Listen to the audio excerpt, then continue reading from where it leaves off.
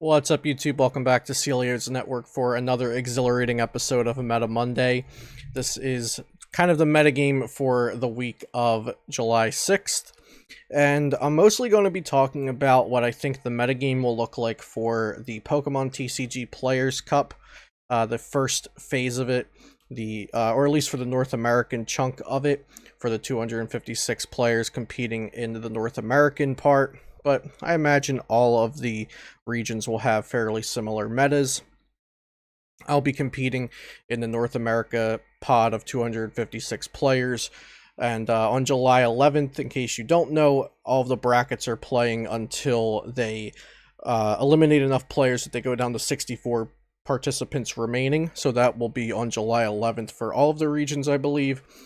Before we go into talking about the metagame, though, for the standard format of the Pokemon trading card game, shout out to PotownStore.com, the best place for you to get PTCGO codes, and use code Celio for 5% off. Also like to mention that my new merchandise is now out. If you'd like to check that out, there is a link in the description down below. So, yeah, Players' Cup Phase 1 or Phase 2, the players that got enough rep to be in the top 256 for the top X amount of players in their region. Metagaming for this is kind of just, I'm kind of going into this looking at it like it's a smaller regional, I guess, because the skill level of players in it is varied greatly. Really, you didn't have to do much to get into the Players' Cup.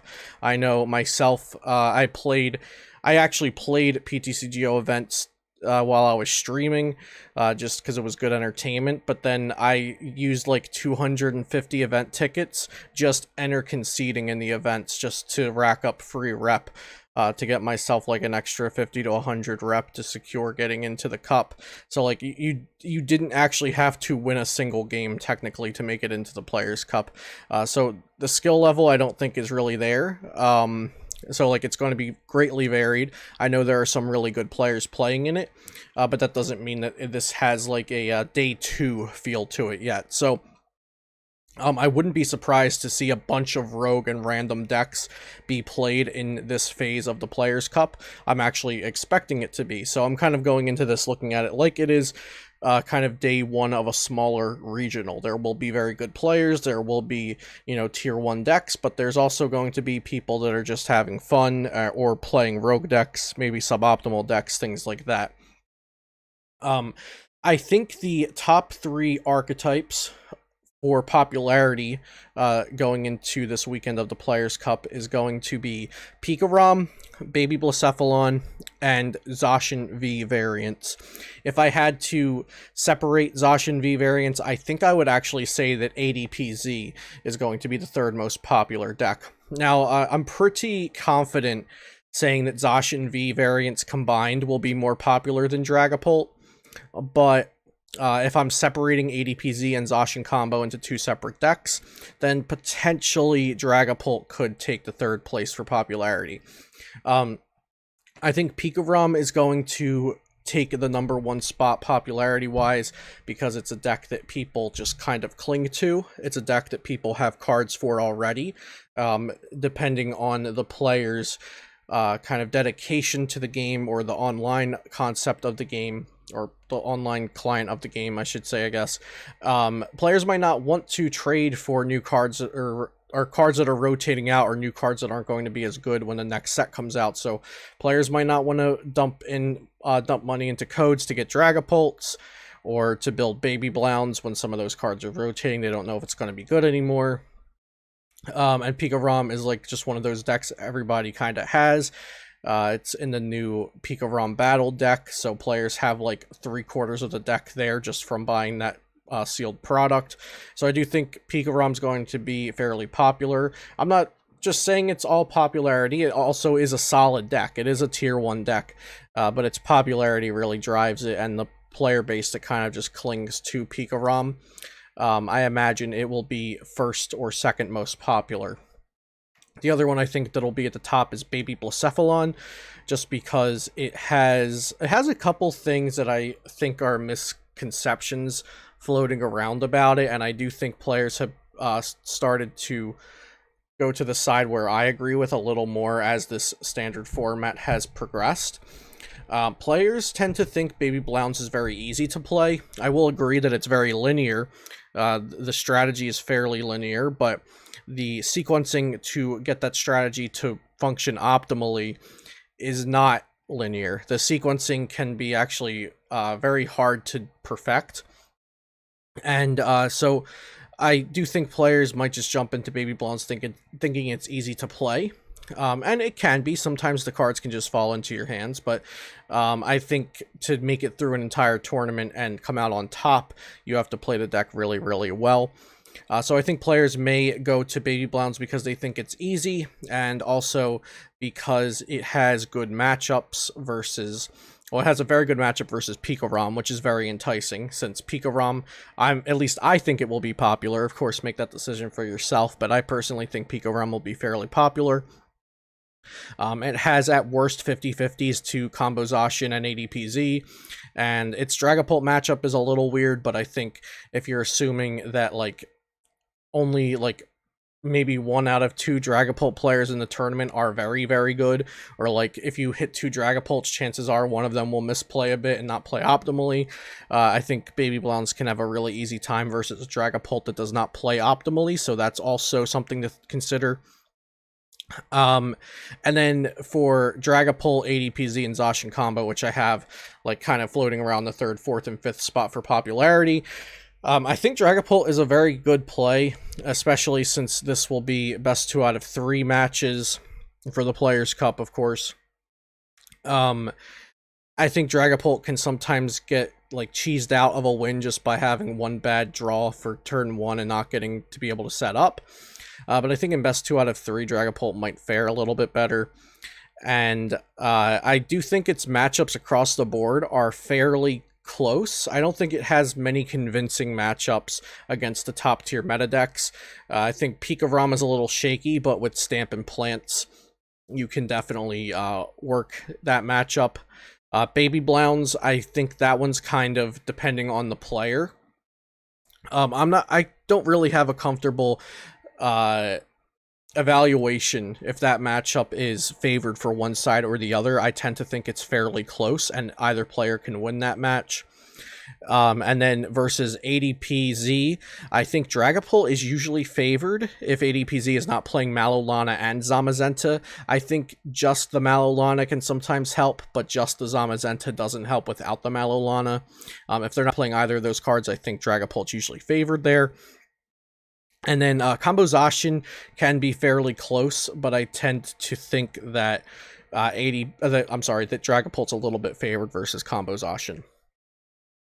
And then we have, of course, ADPZ and Zacian, which I think are just very 50-50. I can beat any deck if I just have a solid... Well, for ADPZ, you need to get your Alter Creation off, and then you could just beat anything by going Gust, Knockout, Gust to Knockout.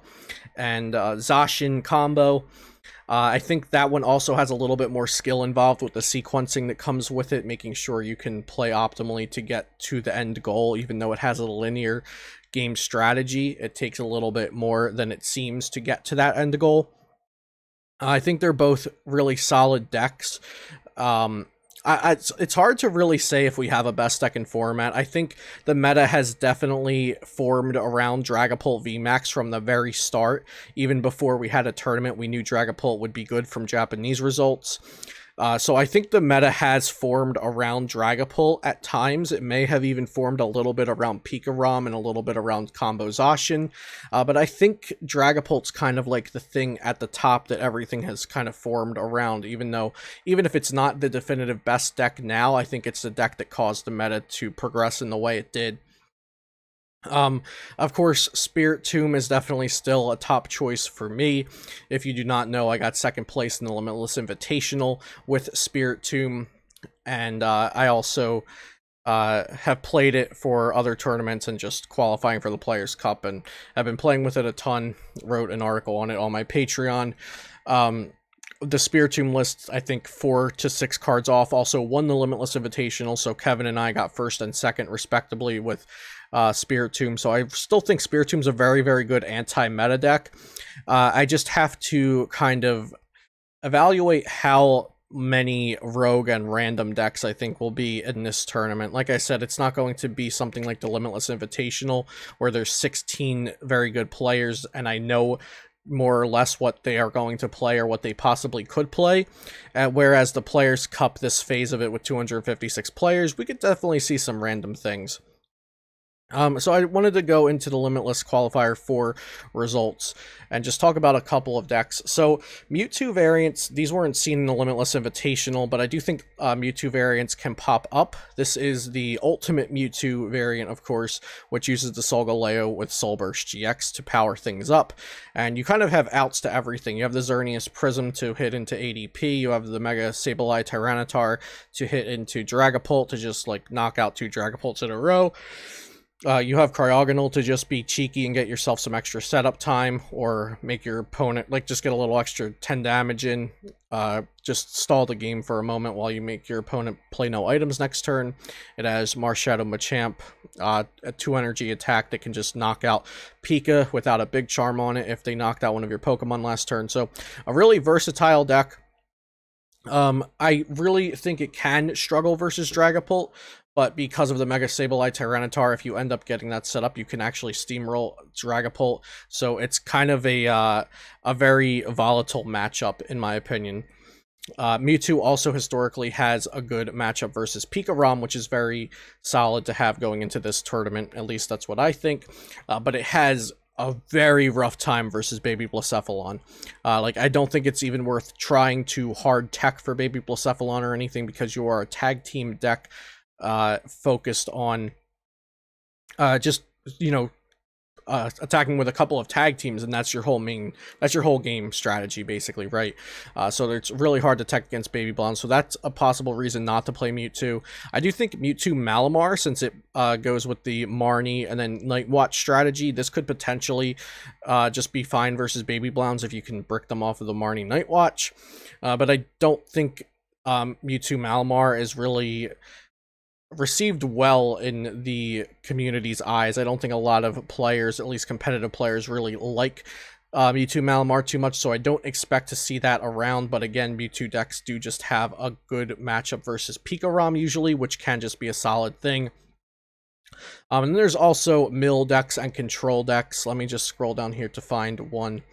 That was control that we just passed. I do think there should be a mill deck in here somewhere, unless I've already scrolled past it. But mill, you probably all already know what mill tends to do or tries to do. Draw with either Chinchino or Mycargo, sometimes put you to sleep with Mareep, and use Belelba, Bryson Man to mill out your deck. I don't think the mill will be very popular at all. Neither will control. Mill just wants to try to dodge Dragopolt and then have plans for all the other matchups. But in a double elimination tournament, I'm not sure if you just want to take like an auto loss to any of the top 3 or 4 decks. As hard as it is to not take an auto loss to one of the top decks, I think the best way to do that is just play one of the top decks. Now, Pikarom does have a pretty bad matchup versus Baby Blounds, but because of Tag Bolt, if Baby Blounds just has one turn where they kind of stutter, you can actually win with Pikarom sometimes. So I wouldn't say that's an auto loss, but I would say it's a very bad matchup. But other than Pikarom, I don't think that out of Pika, Baby Blounds, the Zacian decks, and Dragopolt, they really don't have an auto loss within that circle of those 5 or so decks. So I think it's fairly safe to just pick one of those decks if you don't have like a rogue deck or a deck outside of that top 5 or so deck circle that you feel comfortable with. I feel really comfortable with Spiritomb. Like I mentioned, I'll just show my list from the Limitless Invitational real quick. Of course, all of these decks are on Limitless. I still feel really comfortable with this Spiritomb list. This is what I've been practicing with still, and I wouldn't be surprised if I end up playing something either close to this or this exact list. Of course, Kevin's list was a little bit different than mine, but as players, we both have our preferences, and he likes his list, I like my list, and there's nothing wrong with that, so you might even want to try out both of these lists if you're interested in Spiritomb. I also do have a complete guide to Spiritomb on my Patreon, which is in the link down below. My Patreon is $3 a month, and you get access to all of the articles that I write. But yeah, I hope I helped talk talk you through the metagame for this upcoming week, especially if you're playing in the Players' Cup. Even if you're not, maybe you're playing in something like the Sunday Open or just some Discord tournaments or something like that. But I hope you enjoyed this video. If I left anything out or you have any questions about something I did or did not talk about, please leave it in the comments down below, and I always try to get back to those comments, or maybe even somebody else from the community might help you out with an answer. And if that's not enough, you could always also join my Discord, which is in a link in the description down below. And my Discord has been pretty good as of late. I'm really happy to see community members helping each other out with decks and strategy and metagaming and stuff like that. So if you're interested, be sure to check all that stuff out in the description down below. Of course, before I head out here, shout out to PotownStore.com one more time. The best place for you to get PTC Geo codes. Use code Celio for 5% off. Make sure you subscribe to the channel if you're not already, and leave a like on the video. It does help me reach new viewers. Have a good day, and I hope to see you next time here on Celio's Network.